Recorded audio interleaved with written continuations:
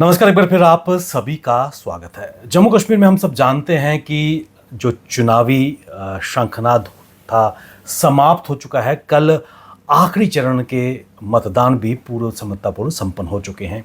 जम्मू कश्मीर की अगर बात करें तो 5 अगस्त 2019 के बाद जम्मू कश्मीर बदलाव की राह पर गामजन तो है, लेकिन 10 साल के बाद विधानसभा चुनाव और लगभग कुल मिलाकर 64% मतदान तीनों चरणों में देखने को मिले। अपने आप में ये चुनाव ऐतिहासिक थे क्योंकि पहली बार जम्मू कश्मीर के इतिहास में वाल्मीकि समाज, गोरखा समाज, वेस्ट पाकिस्तानी रिफ्यूजी ने जम्मू कश्मीर में सरकार बनाने के लिए अपना मतदान भी दिया। कुल मिलाकर ये चुनाव किस ओर इशारा कर रहे हैं, क्योंकि कश्मीर में जो आतंकवादियों का घर था, जहां आतंकवादियों की तूती बोला करती थी, आज लोगों ने खुले मन से मतदान किया है। इसी पर बात करने के लिए हमारे साथ जुड़ चुके हैं जम्मू कश्मीर के वरिष्ठ पत्रकार श्री सुहेल कादमी जी। सर, स्वागत है आपका। Thank you Vivek sir, thank you very much. Qadmi साहब, जम्मू कश्मीर में 3 चरणों में चुनाव, कल आखिरी चरण पूरी तरह सफलतापूर्वक संपन्न हुए। आप जम्मू कश्मीर के पूरे हालात पर गहरी नजर रखते हैं, किस नजरिए से इस मतदान प्रक्रिया को देखा आपने? विवेक सर, आप और मैं जम्मू कश्मीर के निवासी हैं और जम्मू कश्मीर में बड़ी देर से, बड़ी मुद्दत से हम इसी प्रोफेशन में काम कर रहे हैं और बहुत सी इलेक्शंस आपने भी कवर की हैं, ग्राउंड पे भी गए हैं, पार्लियामेंट हो, असेंबली हो, पंचायत हो, कॉरपोरेशन की हो। तो लेकिन ये मैं देख रहा था जब से इलेक्शन शुरू हुई, खासकर पार्लियामेंट इलेक्शन के बाद देख रहा था कि जम्मू कश्मीर में एक नया पॉलिटिकल माइंडसेट इवॉल्व हो रहा है, चेंज हो रहा है। और वो इवॉल्वमेंट क्या थी कि मेरे कश्मीर में जहाँ लोग इलेक्शन में खड़े नहीं हुआ करते थे कभी, 87 में, 96 में, और वही कश्मीर है जहाँ 40-40 कैंडिडेट्स एक कॉन्स्टिट्यूंसी में खड़े हो रहे हैं। मेरा वही कश्मीर है जहाँ पाकिस्तान के फरमान से या रेडिकलाइज ग्रुप से या जामा मस्जिद, किसी भी जामा मस्जिद के फरमान से मेरी बहनें, औरतें घर से बाहर नहीं निकला करती थी। और वोट तो बहुत दूर की बात है, वो घर से अपने आंगन में नहीं जा सकती थी। ये वो कश्मीर था। ब्यूटी पार्लर में जाने पे फतवा जारी हो जाता था, सर कलम करने की जो है फरमान जारी होते थे। और ये वही मेरा कश्मीर है जहाँ मेरी बहनें, माताएं, औरतें, बुज़ुर्ग औरतें व्हील चेयर्स पे सुबह 6:45 बजे लंबी लंबी कतारों में वोट डाल रही थी। तो ये माइंडसेट कैसे बदला है, इसमें कोई दो राय नहीं है कि भारतीय जनता पार्टी की जो पिछले 10 साल की सरकार थी, उन्होंने जम्मू कश्मीर में कंड्यूसिव एटमॉस्फेयर बनाने में एक बहुत अहम रोल प्ले किया है। और उस रोल का ये नतीजा हुआ कि लोगों का जो एक जो दिमाग में कंसेप्ट था वो चेंज हो गया। उन्होंने समझ लिया कि पाकिस्तान को जवाब देने के लिए मरकज़ की सरकार है, रियासती सरकारें के हाथ में ये डोमेन नहीं होता। और हमारी पैरामिलिट्री, खासकर इंडियन आर्मी जो है, बड़ी सक्षम है पाकिस्तान को जवाब देने के लिए। और वो जो fringe element with in state होते थे या कुछ पॉलिटिकल ग्रुप्स में होते, को जब उनकी अप्रीहेंड करना शुरू किया, NIA चाहे ED चाहे जो भी हैं, वो भी एक बहुत इंपॉर्टेंट रोल है। और पाकिस्तान को 2014 में आपने एक लाउड एंड क्लियर मैसेज दे दिया कि साहब, गन और बातचीत इकट्ठी नहीं चलेगी। 2 टायर डिप्लोमेसी में, फॉरेन पॉलिसी में इंडिया मजबूती के साथ आगे बढ़ रहा है और पूरी दुनिया इसको एक्नॉलेज कर रही है कि भारत की फॉरेन पॉलिसी जो है वो बहुत स्ट्रांग है। इन सब चीज़ों को मद्देनजर रखते हुए जो आप 64% जो पोलिंग आप कह रहे हैं, ये अपने आप में एक ट्रेंड सेट कर गई और हिस्ट्री इन मेकिंग बना गई कि जम्मू कश्मीर के लोग अमन पसंद हैं। जम्मू कश्मीर के लोग अपनी जमहूरियत को मजबूत करने के लिए बाहर निकले हैं। जम्मू कश्मीर के लोग जम्मू कश्मीर की प्रॉस्पेरिटी, डेवलपमेंट और आपसी रवादारी, मोहब्बत, जिस तरह की एसेंस जम्मू कश्मीर की है, उसको कायम दायम रखने में लोगों का योगदान बहुत है। पॉलिटिशियन आते रहते हैं, सरकारें बनती रहती हैं, चली जाती हैं, लेकिन लोग अहम होते हैं। और हमारा कल्चर, हमारी अपनी एसेंस, हमारा अपना जो भी हमारी चीज़ें हैं वो कायम दायम रहनी चाहिए। अगर वो कायम दायम हैं तो जम्मू कश्मीर का जो सही रुतबा है पूरी दुनिया में, वो कायम दायम रहेगा। कादमी साहब, जश्न जमहूरियत जम्मू कश्मीर में 3 फेजेस में देखने को मिला। लोगों ने बढ़ चढ़ कर भाग लिया। और सबसे पहले मैं जम्मू खित्ते की तरफ आपका ध्यान आकर्षित करना चाहूँगा। इतिहास जम्मू कश्मीर में रचा गया है इन इलेक्शंस में, क्योंकि पहली बार वो तबके जिनको जम्मू कश्मीर में रहते हैं लेकिन वो हक नहीं मिला जम्मू कश्मीर में सरकार चुनने के लिए। मेरा इशारा वाल्मीकि समाज, गोरखा समाज, वेस्ट पाकिस्तानी रिफ्यूजी और उनकी जनरेशन के लोगों ने, कईयों ने तो पहली बार जम्मू कश्मीर विधानसभा चुनाव के लिए अपने वोट का प्रयोग किया। क्या कहेंगे? देखिए, हम एक सिविलाइज्ड कंट्री जिसको हिंदुस्तान बोलते हैं उसमें रहने के बावजूद हम डिस्क्रिमिनेटेड थे। ये समाज सारे डिस्क्रिमिनेटेड थे कि पार्लियामेंट में वोट डालेंगे, असेंबली इलेक्शन में वोट नहीं डालेंगे। लेकिन ये है कि ये अनफॉर्चुनेट है। मैं ये समझता हूँ, कुछ लोग तो ये कहते हैं कि ये जो लीडर है ये बाहर से शादी करके आया हुआ है, उसको 60 साल हो गए शादी किए हुए, वो कहाँ से हिंदुस्तान की बात करता है। उन लीडरों से मैं कहता हूँ कि जब आपकी शादी किसी मुल्क में होती है, साल नहीं 2 साल बाद 3 साल बाद आपको तो सिटीजनशिप मिल जाती है। हमारे भारत के बहुत से नुमाइंदे हैं जो यूएन में, यूएस में सेनेटर बने, बाकी मुल्कों में भी प्राइम मिनिस्टर बने, सोनाग जी की बात कर रहा हूँ। तो ये सिर्फ पोलिटिसाइज करना चीज़ों का और एक डिस्क्रिमिनेशन का कार्ड बनाया हुआ। तो मैं हमेशा कहता हूँ as a citizen of Jammu and Kashmir के जम्मू कश्मीर में बदकिस्मती से रीजनल और रिलीजियस इम्बैलेंस पिछले 70 ईयर्स से बना हुआ था। उसके एवज में ये था कि कश्मीर सेंट्रिक पॉलिटिक्स हावी रहती थी जम्मू कश्मीर में, और जब जब वो सरकारें बनाते थे जम्मू खित्ते को भूल जाते थे और सिर्फ 4 साल 5 साल सरकार की, खूब करप्शन की और जम्मू कश्मीर को उसी हाल में छोड़ के फिर दोबारा इलेक्शंस की तरफ हम चलते थे। मैं पहली बार देख रहा हूँ अपने 35 साल के कैरियर में कि एक serious election, Suri sir, serious election, serious participation, both side, vote डालने वाले भी और वोट मांगने वाले भी। आज तक आपने कभी देखा था कि फारूक साहब जो रोज शादियों में डांस करते हैं, अपने अटायर से इतने फेमस हैं, अपनी पर्सनालिटी से और अपनी खूबसूरती से इतने फेमस हैं, और वो ऑटो रिक्शा में बैठ के पहली बार मैंने देखा है कि वो वोट मांग रहे थे, कि उनको भी समझ आ गई कि वो वोटर नहीं है ये 83 वाला, 82 वाला, 87 वाला, अलायंस जो मर्जी हो, वोटर हर चीज़ को नोट करता है और आपको वो करना है। ये वही कश्मीर है जहाँ 4 बजे के बाद कोई कंपेनिंग नहीं करता था और उमर साहब और महबूबा जी गाड़ियों की छतों में खड़े होकर बैठ के लोगों से वोट मांग रही है। तो एक लोगों ने आपको मजबूर कर दिया कि आप उनको सीरियसली लें, अदरवाइज हम आपको वोट नहीं करेंगे। ये नरेशन बदली है इस इलेक्शन में जम्मू कश्मीर की। इस नरेशन के साथ साथ एक तस्वीर और भी देखने को मिली है, जिस तरह आपने खुद ही कहा, आपने फरमाया कि उमर अब्दुल्ला, महबूबा मुफ्ती, उनकी बेटी, जितने भी बिग बिग पॉलिटिकल पार्टीज़ के लीडर्स थे, ओपन रूफ कार्स में कैंपेनिंग कर रहे थे अपने अपनी पार्टीज़ के लिए। युवाओं की अगर बात करें, युवाओं और ख़ासकर फर्स्ट टाइम वोटर्स की अगर बात करें, जो हमारे देश का भविष्य है, बड़ी तादाद में फर्स्ट टाइम वोटर्स ने अपने वोट का प्रयोग किया, अपनी ताकत का प्रयोग किया, क्या कहेंगे? ये एक वेलकम स्टेप है एक सिविलाइज्ड सिस्टम के लिए, एक सिविलाइज्ड सोसाइटी के। यूथ इज़ रीढ़ की हड्डी है पूरे भारत की, और पूरी दुनिया ये मानती है कि जो हिंदुस्तान का यूथ जो है वही एक रोल प्ले करता है भारत के निर्माण में और आने वाले फ्यूचर में। और जम्मू कश्मीर के जो बच्चे, नौजवान, आज हमारी बहनें, बच्चियाँ जो भी जिस फील्ड में भी हैं, वो समझ गई हैं इंफॉर्मेशन इस टेक्नोलॉजी के दौर में कि जम्मू कश्मीर की भागदौड़ सिर्फ 10 सियासतदानों के हाथ में नहीं हो सकती है, हम सब के हाथ में है। और हम एक दूसरे का हाथ पकड़ के जिसको भी चाहे वोट डाले, उसमें कोई बंदिश नहीं है। लेकिन इससे बड़ा श्रेय भी जो सूरी साहब जाता है वो इलेक्शन कमीशन ऑफ इंडिया को जाता है, इलेक्शन कमीशन ऑफ इंडिया की यहाँ की टीम को जाता है कि उन्होंने एक ट्रांसपेरेंट, फ्री, फेयर इलेक्शन करवाने की जो जिम्मेदारी ली थी उसको निभाने में वो सक्षम रहे हैं। और किसी भी को भी कोई नहीं कह सकता कि हमारी पार्टी की साइड ली है, उसकी ली है। एक फ़िज़ा क्रिएट कर दी स्वीप के प्रोग्राम से, अवेयरनेस के प्रोग्राम से, घर घर जाके कि वोट की कीमत और आपकी इंपॉर्टेंस क्या है, वो भी एक फैक्टर बहुत इंपॉर्टेंट है। इसी को थोड़ा आगे ले जाते हैं, आपने स्वीप का जिक्र किया, systematic voter education and electoral participation, यानी कि बड़ी तादाद में लोग इस जमहूरियत के जश्न में शामिल हो। इन तीनों मरहलों में अगर हम बात करें, pink polling station, green polling station, selfie points बनाए हैं, कहीं ना कहीं एक अलग फील देने का प्रयास किया गया है।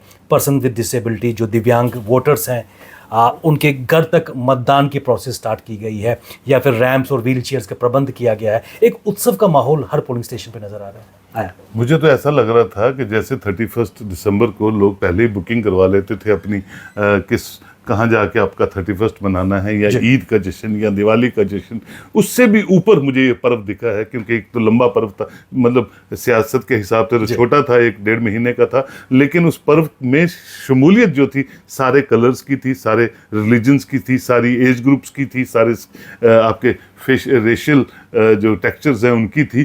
तो ये इंडिकेट करता है कि आज का जो हमारा समाज है वो खोखले वादों पे चलने वाला नहीं। और एक और चीज़ मैं सर आपसे कहना चाहूँगा कि आपने पहली बार देखा होगा कि autonomy, dual currency, self rule, ये जो पाकिस्तान से इंपोर्ट होकर यहाँ चीज़ें आती थी, मुशर्रफ की या किसी और की इंपोर्ट यहाँ होके आती थी, ग्रेटर ऑटोनॉमी, वो डिस्कस नहीं की किसी ने। और सिर्फ डिस्कस किया पानी, बिजली, रोज़गार, टूरिज्म को रिवाइव करना, ये सबसे बड़ी चेंज थी जो मैं देख रहा था सारी पॉलिटिकल पार्टीज के मैनिफेस्टो में, ताकि वो भी समझ रहे हैं कि आज लोग पागल होने वाले नहीं हैं। आज हर बच्चा अपने मोबाइल से पूरी दुनिया से कनेक्टेड है, और वो कनेक्शन जो है बड़ा स्ट्रॉन्ग कनेक्शन है, और हर बच्चा जो पढ़ा लिखा है वो समझता है कि किस चीज़ पे आपने एक्शन लेना है, वो रीवेरीफाई करता है फैक्ट्स को, और गूगल आपके हाथों में है। तो ये सब चीज़ें इंडिकेट करती हैं। मुझे लगता है 8 अक्टूबर को जैसा भी समीकरण बनेगा, जैसे भी लोग आएंगे सत्ता में, उन पर रिस्पॉन्सिबिलिटी बहुत ज़्यादा आयद होती है, और वो ट्रांसपेरेंट तरीके से अपनी अपनी कॉन्स्टिट्यूंसीज की खिदमत करेंगे, क्योंकि लोग छोड़ने वाले नहीं हैं। उनकी उम्मीदों की इलेक्शन है ये, और उम्मीदों को साजगार बनाना हुकूमत का फ़र्ज़ बन जाता है, क्योंकि मरकज़ उन पे इन्वेस्ट करती है, उन्होंने लोगों पे इन्वेस्ट करना है। अगर आप नॉन सीरियस तरीके से अपने उस सिस्टम को चलाएंगे तो आप चल नहीं पाएंगे। लगभग 88,23,000 टोटल वोटर्स थे, जिनमें से लगभग 56 लाख वोटर्स ने अपना मताधिकार का प्रयोग किया। कुल मिलाकर 64% तीनों चरणों में इन टोटल वोटिंग हुई है। कश्मीर डिवीजन की तरफ मैं आपका ध्यान ले जाना चाहूँगा, जहाँ नेशनल कॉन्फ्रेंस और कांग्रेस का गठबंधन था। वहीं इंजीनियर रशीद की एंट्री, उसको किस नज़रिए से देखते हैं? क्या एक बड़ा डेंट नेशनल कॉन्फ्रेंस और पीडीपी के वोट बैंक में नजर आएगा? इंजीनियर रशीद से मैं बहुत बार मिला हूँ, और इंजीनियर रशीद की जो बॉडी लैंग्वेज है और जो उसका तरीक़ाकार है सियासत में, वो इतना लुभाने वाला नहीं है। लेकिन जब वो जेल से निकला था तो ये वो नेचुरली, हम उस फील्ड में हैं और सारे पकड़ लेते हैं तो क्या होगा, तो मैंने सोचा शायद ये एंट्री शायद शेख मोहम्मद अब्दुल्ला स्टाइल में एक एंट्री हुई है। लेकिन शेख मोहम्मद अब्दुल्ला की जो अपनी टॉवरिंग पर्सनैलिटी थी, जो उनका बात करने का तरीक़ाकार था, जो हमने विजुअल्स उनके देखे हैं, वैसा कहीं इंजीनियर रशीद में दिखा नहीं। और जो जैसे वो निकले, और जो हाई वोल्टेज सिस्टम में जैसे वांटेड फिल्म में सलमान खान आता है, तो उस तरह की माइलेज वो ली, लेकिन 5-6 दिनों में वो धरी की धरी रहेगी, क्योंकि आपका पर्सोना आपकी ज़बान से, आपकी एक्शन से, आपकी डिलीवरेंस से पता चलता है। तो मुझे नहीं लगता है वो 2-3 सीटों से ज़्यादा कोई इम्पैक्ट कश्मीर की धरती पे डाल सकेंगे। और कश्मीर के लोग जम्मू के लोगों से 1000 गुना पॉलिटिकली ज़्यादा अवेयर लोग हैं, चाहे वो पंडित भाई हैं, चाहे मुसलमान हैं, चाहे सरदार हैं। जम्मू के लोगों को समझाने में शायद 2-3 साल लग जाते हैं, लेकिन कश्मीर के लोग हर खाने पे, हर चाय के कप पे विचार विमर्श करते हैं सियासी नज़रिए से।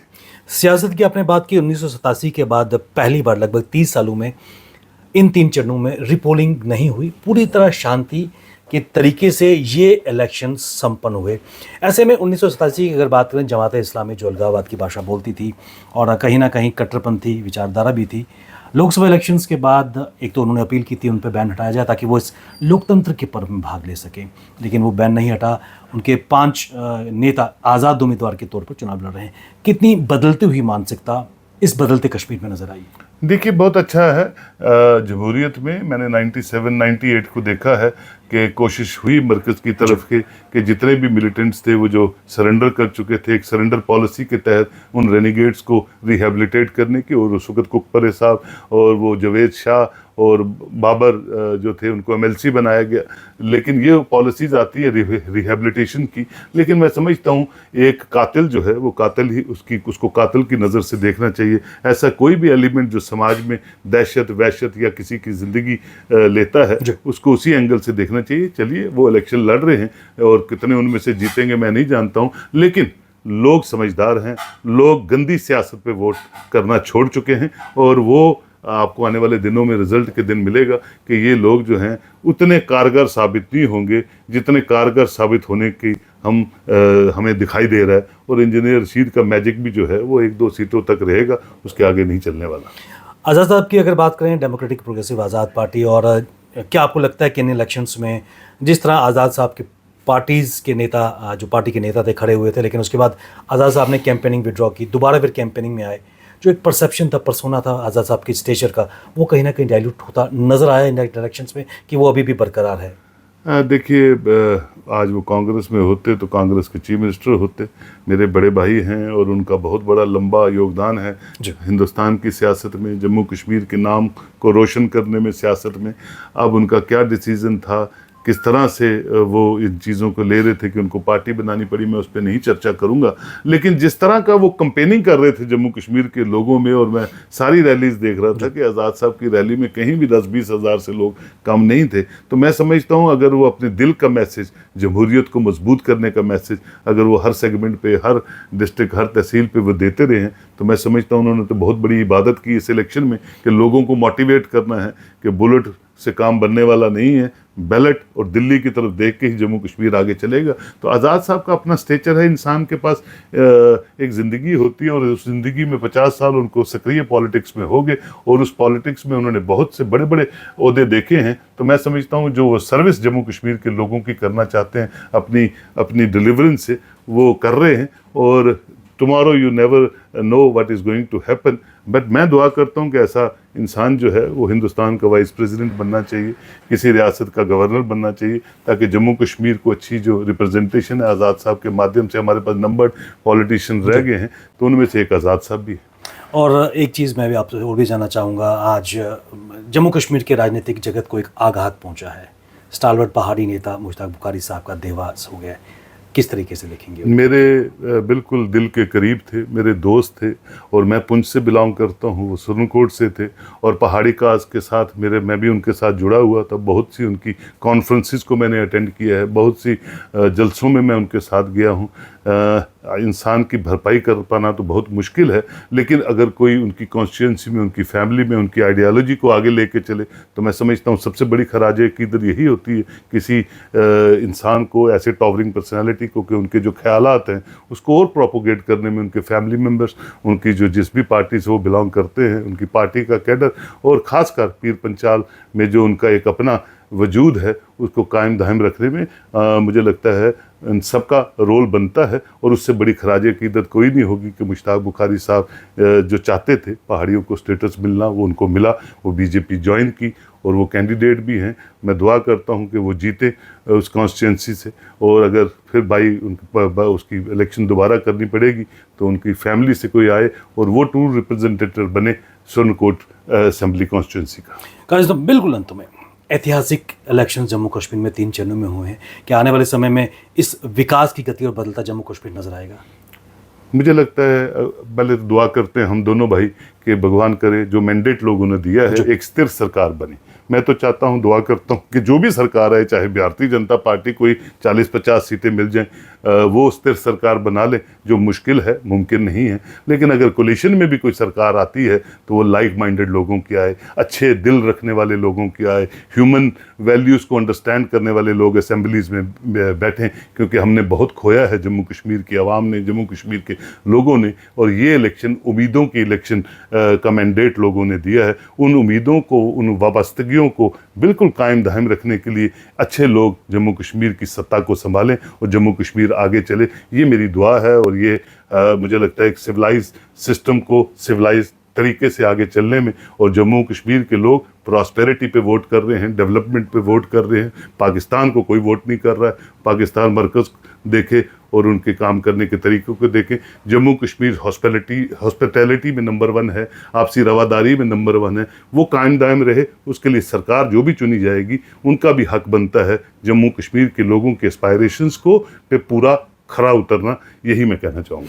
काजी साहब, आपने अपना बहुमूल्य समय निकाला, आपने विदेशों में और खासकर जम्मू कश्मीर में जो इलेक्शन से उस पर आपने रोशनी डाली, आपका बहुत बहुत धन्यवाद। Thank you very much sir.